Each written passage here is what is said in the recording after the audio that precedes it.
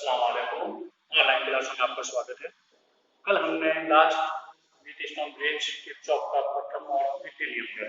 आज हमें आखिरी प्रश्न सॉल्व करना है किरचॉफ के नियम से। तो हमने चित्र में सवाल है, चित्र में दर्शाए गए परिपथ में पहले वाली विद्युत धाराओं का मान किरचॉफ के नियम से I1, I2 और I3 का मान ज्ञात करना है। इसकी सहायता से किरचॉफ के नियम की सहायता से इसका मान I1, I2 और I3। तो किरचॉफ के दो नियम दिए थे, उसी को सॉल्व करते हैं। मैं सबसे पहले आ जाता हूं संधि बिंदु C पर किरचॉफ के धारा नियम से। तो किरचॉफ का धारा नियम का आने वाली धारा जाने वाली धाराओं के योगफल की तरह होता है, या प्रत्येक संधि बिंदु पर धाराओं का बीजगणितीय योग होता है। उसी से हमारा क्या आएगा, आने वाली धारा जाने वाली धाराओं के योगफल की तरह। बिंदु C देखो I1 और I2 आ और I3 जा रहे हैं, तो समीकरण क्या होगा I1 + I2 इसके बराबर है I3 के इक्वेशन नंबर 1। ये क्या हो गया किरचॉफ के संधि। अब हमारा दूसरा नियम को पे लिखते हैं। कोई भी मान को लेते हैं, पहले लिखता हूं मैं मान A B C D A में किरचॉफ के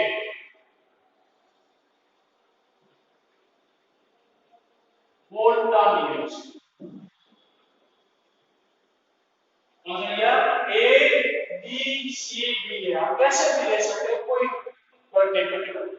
अब हमने दो चीजें मान ध्यान रखी है, एक तो धारा की दिशा में चलते हैं तो गुणनफल धनात्मक, और बैटरी में ऋणात्मक से धनात्मक चलते हैं तो जो क्या होता है विद्युत भागफल का मान धनात्मक होता है। A B C D A, देखो पहले A से B जा रहा है, यहां पर प्रतिरोध है कुछ बार में, फिर B से C जा रहा है, ये 6 ओम का प्रतिरोध धारा I1 है, और धारा की दिशा इसी दिशा में जिस दिशा में चल रहे हैं उसका मान क्या होगा +6 I। फिर C से D पर कोई प्रतिरोध नहीं है, फिर B से A में I2 धारा आगे है यानी I3 उसी दिशा में प्लस होगा +2I3, ये तो आगे बढ़ो। फिर बैटरी के घटाकर ऋणात्मक से धनात्मक सिरे की ओर जाते हैं तो विद्युत वाहक बल का मान धनात्मक होता है। यहां पर बैटरी नहीं है, यहां बैटरी को ये ऋणात्मक और धनात्मक, और ऋणात्मक से धनात्मक चलना इसका विद्युत वाहक प्लस होगा। कितने वोल्ट के लिए 10 वोल्ट के लिए 10। ठीक है, इक्वेशन नंबर 2। अभी हम आसानी I3 का मान लेते हैं, तो पहले I1 I2 का मान निकालना है, तो 6I1 + 2I1 + I2 equal to क्या है, इसको सॉल्व करते हैं। 6I1 + 2I1 + 2I2 equal to क्या है, 6 को लिखो 8I1 + 2I2 इक्वल टू 10। हमने I3 का मान रखा है, इक्वेशन के समीकरण 2 में I3 का मान ये हमारे एक चुका है। अब हम लेते हैं दूसरा, ऊपर वन को लिखा है, अपन लेना है 1 2, कैसे लोग को पढ़ना है,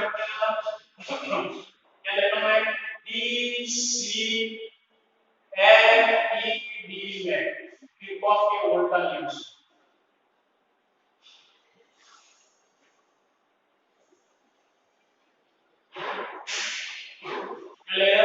D C F E D D C F E D में किरचॉफ के वोल्टा नियम से।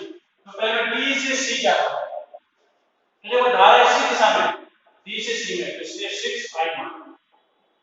C से F में कोई प्रतिरोध नहीं, F से E में कोई प्रतिरोध नहीं, E से D जाता है, देखो धारा की दिशा विपरीत है, धारा इधर जा रही है और हम चल रहे हैं E से D, अपन आ रहे हैं E से D, यानी अपने ऐसे लिया है और इसमें धारा ऐसे आ रही है, धारा की क्या हुई विपरीत दिशा होने के कारण ये माइनस आएगा, -4 आएगा।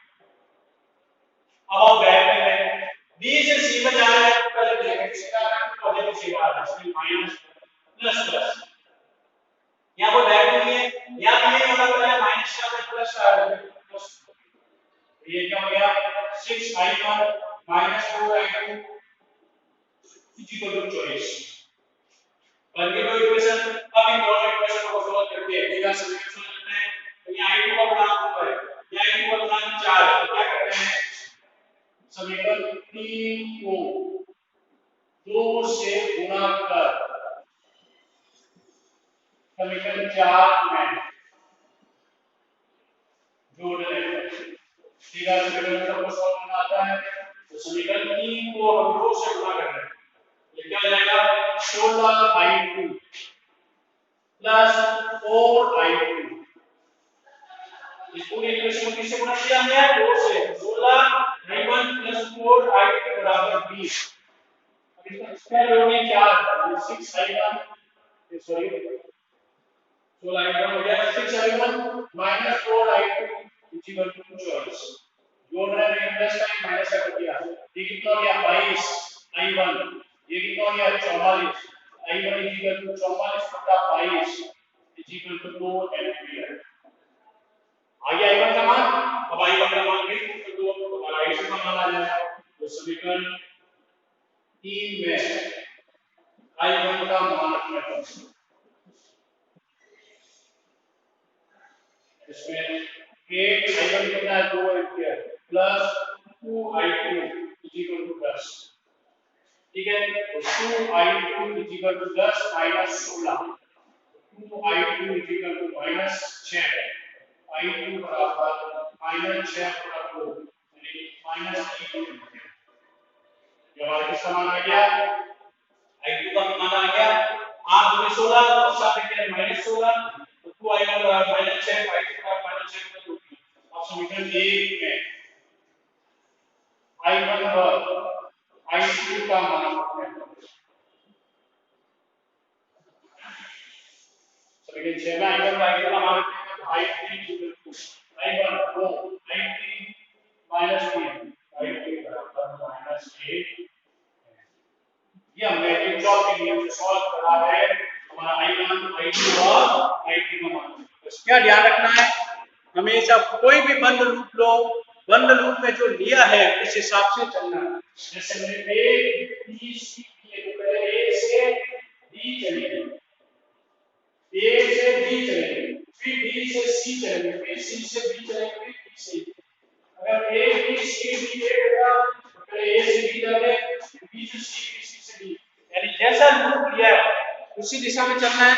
अगर धारा की दिशा में चल रहे तो गुणनफल धनात्मक कर दो, धारा की विपरीत दिशा में चल रहे तो गुणनफल ऋणात्मक कर दो। फिर इसी रूप में ध्यान रखो, अगर बैटरी में ऋणात्मक से धनात्मक सीधा आ रहा है तो प्लस कर दो, और विपरीत आ रहे हैं प्लस से माइनस आ रहा है तो मान नेगेटिव कर दो। तो ये हमारा सवाल सॉल्व हुआ कि किसके नियम से, किरचॉफ के नियम से हमने धारा का मान यानी i1 i2 और i3 का मान ज्ञात कर लिया। ठीक है, तो ये हमारा i1 i2 और i3 की वैल्यू निकाली है किसके नियम से, किरचॉफ के नियम से हमने i1 i2 और i3 का मान ज्ञात किया। अब कल हमने जैसे व्हीटस्टोन ब्रिज में किया, व्हीटस्टोन ब्रिज में गतिज आइडियल संतुलन के साथ P/Q बराबर R अपॉन S, P/Q बराबर R अपॉन, ये होते हमने बताया था जो C और D के मध्य है, जो भी कंट्रोल लगा हुआ है धारा बाकी में शून्य है, उसी बेस पर आज हम थ्योरेटिकल करते हैं।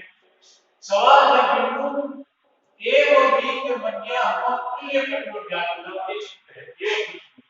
ऐसे जब भी सवाल आ जाए तो सबसे पहले हमको व्हीटस्टोन सेतु यानी व्हीटस्टोन ब्रिज की संतुलन की शर्त लगानी है। अगर व्हीटस्टोन ब्रिज की संतुलन की शर्त का पालन हो रहा है तो जो बीच वाला प्रतिरोध है वो अप्रभावित है। देखो ये दिया गया जो परिपथ है, ये P होगा, ये Q होगा, ये R होगा, क्या होगा दिया गया परिपथ क्या है 10/20 बराबर 5/10, विधि क्या होगा 1/2 बराबर 1/2। इसके लिए दिया है दिए गए परिपथ में व्हीटस्टोन सेतु संतुलन की स्थिति कैसे हमने निकाल दी, तो वैज्ञानिक और जरूरत नहीं है, समझना पड़ता है। 10/20 बटा बराबर 5/20। अब जब भी इसको भी संतुलन हो जाती है तो जो 20 वाला सी और डी होता है उसको कोई भी धारा नहीं बहेगी, क्योंकि इसको भी संतुलन होने से क्या हो गया, सी और डी का विभव समान हो गया, और विभव समान होने पर कोई धारा नहीं बहेगी। इस संतुलन की स्थिति में आपका बिंदु सी व डी के मध्य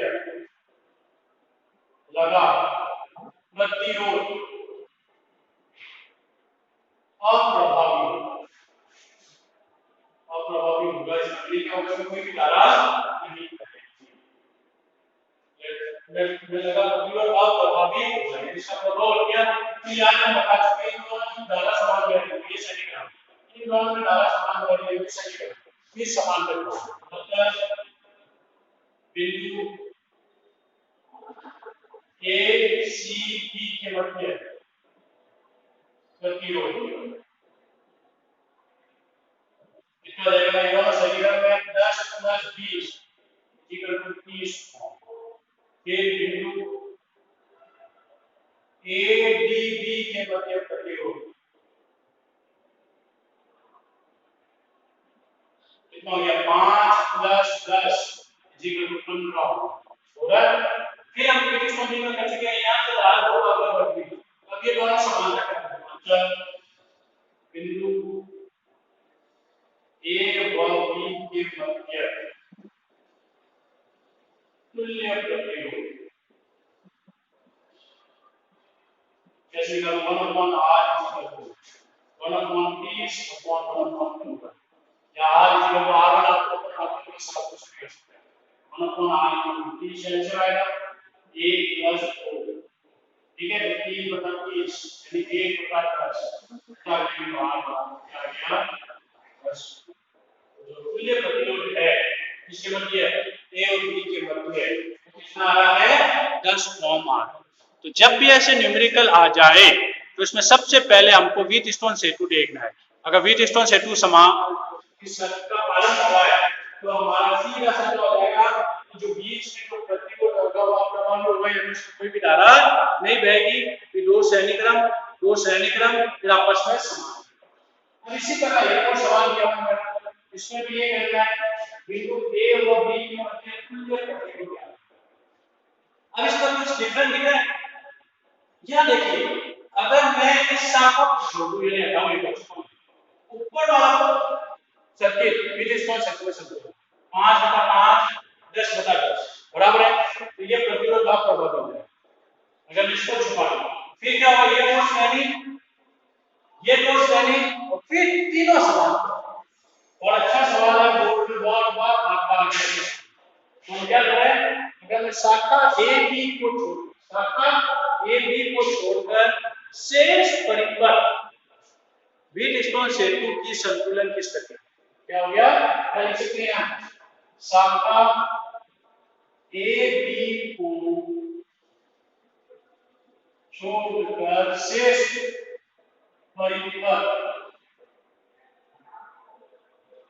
व्हीटस्टोन सेतु की संतुलन में है,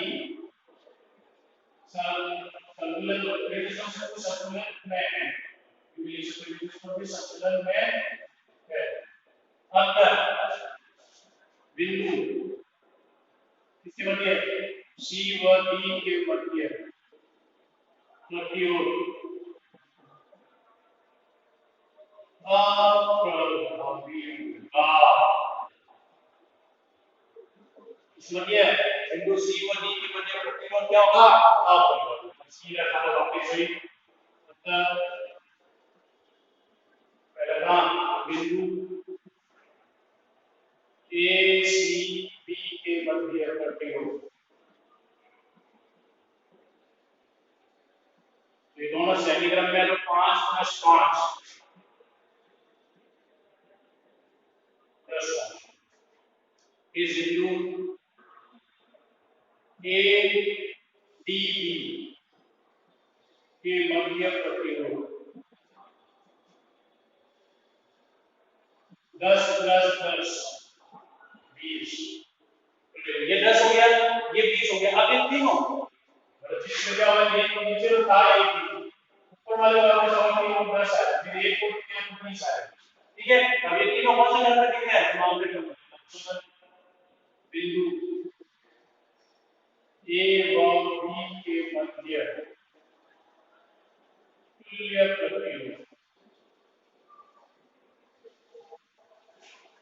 बिंदु ए व बी के मध्य तुल्य प्रतिरोध 1/r = 1/10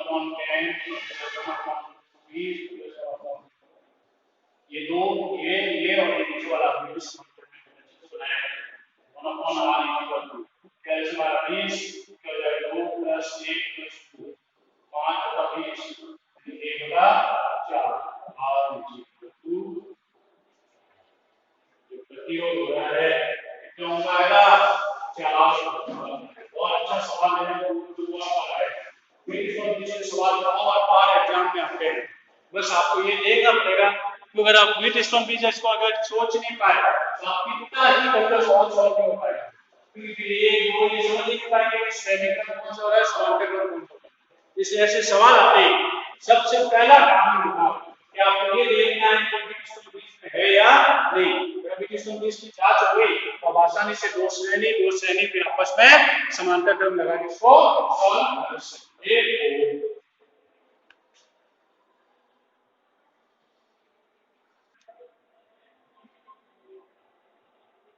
अब देखिए अगला बहुत अच्छा सवाल दिया हुआ है एग्जाम में बहुत बार आता है। अब इस चित्र दिया हुआ है और इसमें पहले से दे दिया है कि इसका संतुलन कैसे है, तो ये अज्ञात प्रतिरोध S दिया हुआ है, अज्ञात प्रतिरोध S का मान इसमें पहले से ही दिया हुआ है कि इसका संतुलन में अज्ञात प्रतिरोध S का मान है। हम कैसे करें, क्योंकि P को क्या है 100, Q कितना है 10, PQ R है S का मान 5 है। अब बचा PQR, अब R कैसे लगाएंगे, R लगाने के लिए कौन समांतर क्रम में है, तो समांतर क्रम में जब भी दो प्रतिरोध होता है तो डायरेक्ट फॉर्मूला बताता R1 R2 upon R1 plus R1 R2 upon R1 plus R, ये होता है ये दोनों समांतर क्रम में अगर R भागा तो क्या आएगा 100x अपॉन 100 प्लस x, तो P आ गया Q आ गया R का मतलब S आ गया। और सवाल में पहले से दिया हुआ है विथ स्टोन सेतु की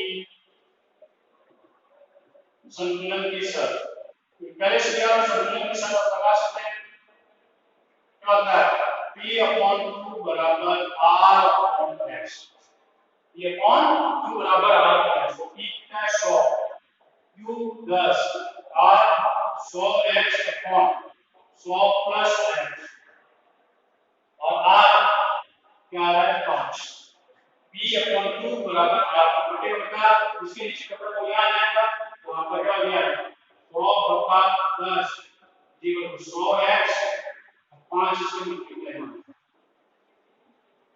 5 नीचे वाला को ऊपर जाएगा। ठीक है, तो अब देखो जो कैलकुलेशन हो रहा है इसमें से 0 कट गया।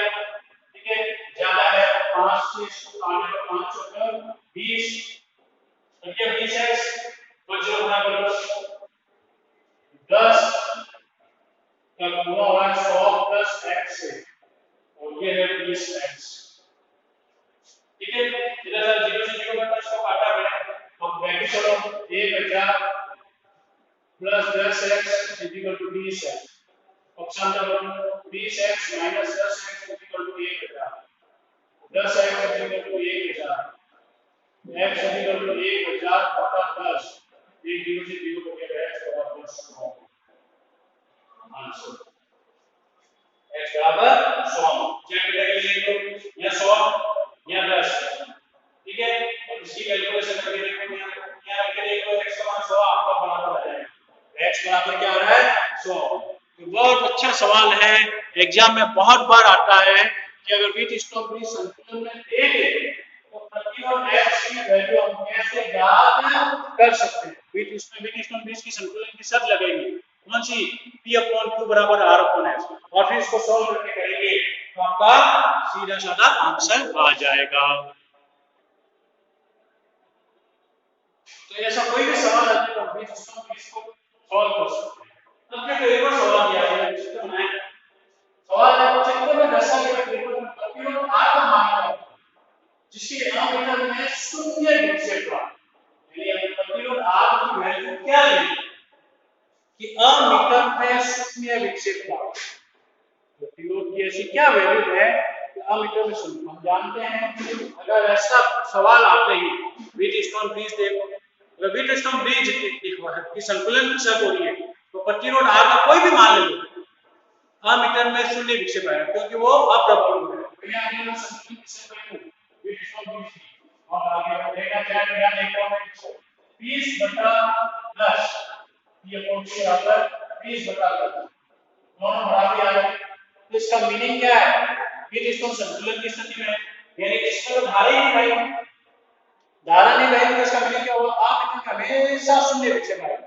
हमारा सीधा सा आंसर हो गया R के किसी भी मान के यानी कैसे भी मान लो 1000 2000 3000 कोई भी हो हम में धारा शून्य होगी क्योंकि दिया गया परिपथ कौन सी स्थिति में संतुलन की स्थिति। दिया गया परिपथ क्या है संतुलन की स्थिति। ये व्हीटस्टोन ब्रिज का कोई भी सवाल आता है तो आपको पहले व्हीटस्टोन सेतु की कंडीशन देखनी संतुलन की। अगर संतुलन की शर्त हो रही है तो दो प्रतिरोध श्रेणी में और ये श्रेणी आपस में समांतर में सॉल्व करके और एक ऐसा है कि पहले से दिया हुआ व्हीटस्टोन की संतुलन में है प्रतिरोध की वैल्यू ज्ञात करो तो वो भी हम आसानी से ज्ञात कर सकते हैं।